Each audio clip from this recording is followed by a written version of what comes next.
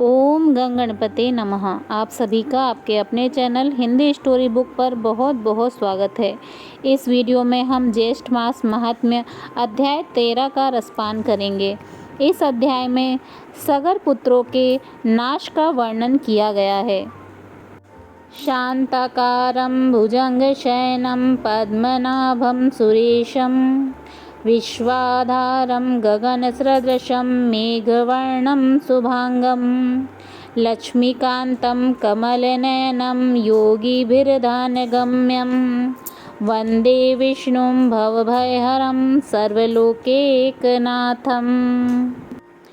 इस अध्याय में स्कंद जी कहते हैं कि हे ब्राह्मणों, जब देवराज इंद्र ने यज्ञ का सब वृत्तांत भगवान श्री हरि विष्णु जी से कहा, तब भगवान श्री हरि विष्णु जी ने मन से ध्यान कर देवराज इंद्र से निश्चित होकर बोला कि हे देवराज इंद्र, मुझको और समर्थ भगवान शिव जी को उन लोगों ने नहीं बुलाया, इसलिए मैं तुमको एक उपाय बताता हूँ, तुम उस उपाय को करो।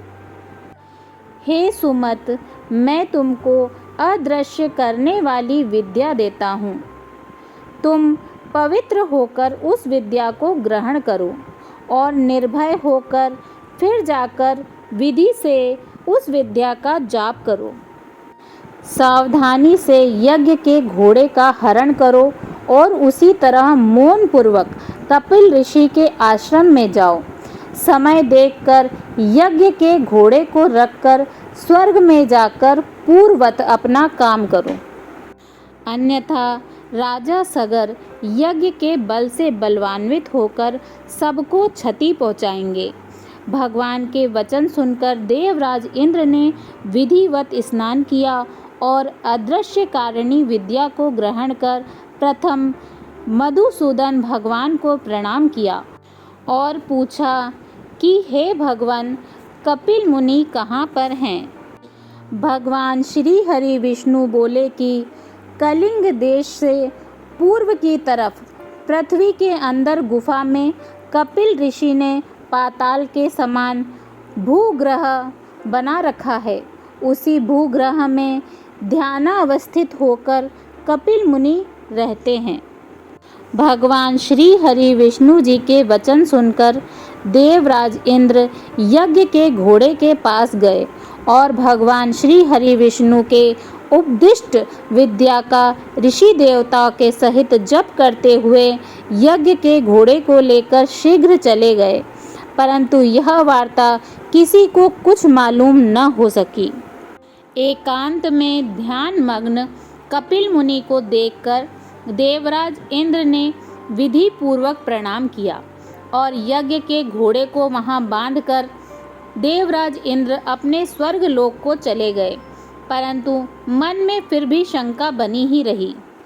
इधर यज्ञ के घोड़े के हरण को जानने पर उसके रक्षक एक साथ अज्ञान से मोहित होकर सबने राजा से आकर कहा कि हे राजन, यज्ञ का घोड़ा कहाँ गया तथा कौन हर कर ले गया है, हम नहीं जानते।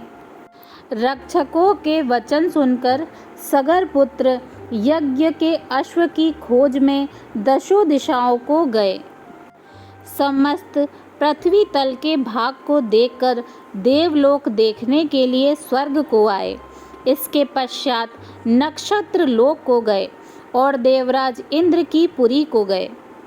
संशय में पड़कर व्याकुल सगर पुत्र देवराज इंद्र के प्रत्येक ग्रह तथा नगर, अटारी, समस्त शाला, वन, उपवन, दिक्पालों के लोकों में गए।